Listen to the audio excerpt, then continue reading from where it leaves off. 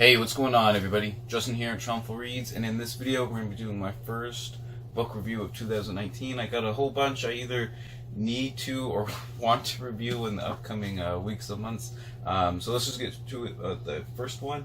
And this is Wildcat, and I received this book a little while ago, I guess.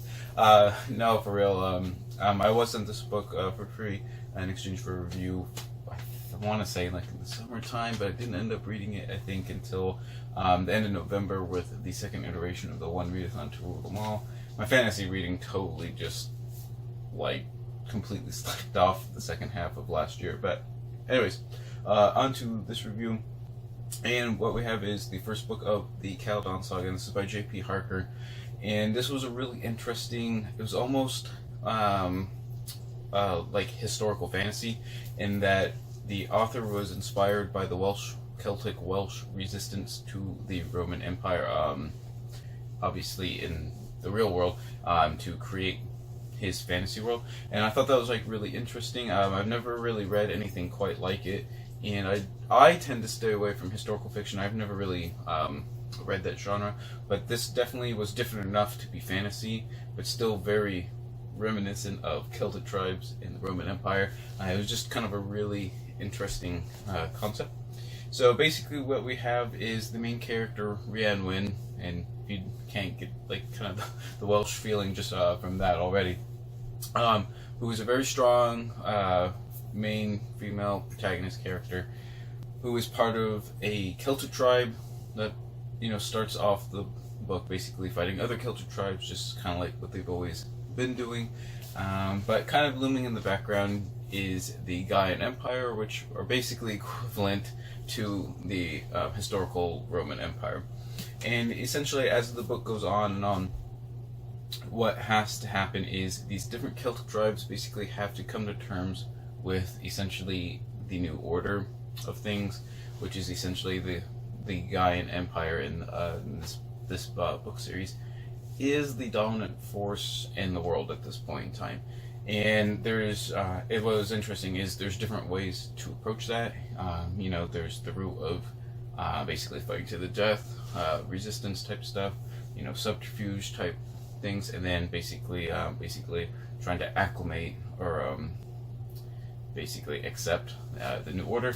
And you have varying degrees of each of those kind of ways of thought, I guess, in accepting the Gaian Empire in this book. And I thought that was really interesting, and especially with the main character, who essentially has to be used as a political pawn for her people, and basically her story of coming to terms with her own life and everything that's kind of happened in the past due to the Gaian Empire, you know, encroaching on territory, conquering her tribe, things like that, and basically being manipulated into the more civilized world and stuff. I thought that was like kind of a really neat, like, kind of juxtaposition between living, you know, in the barbarous Celtic way, and then also having lived in the cultured Gaian way, or Roman way.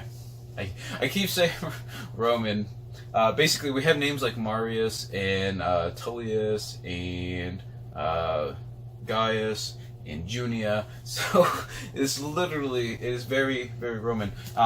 What I did like about the book too was the cultural norms of the different societies are really well portrayed, based on their historical counterparts, with, for example, the Gaian Empire really enjoying things like gladiatorial fights, slave labor, things like that, and then kind of the basically the barbarian tribes in the book also have sort of their Celtic counterparts as well.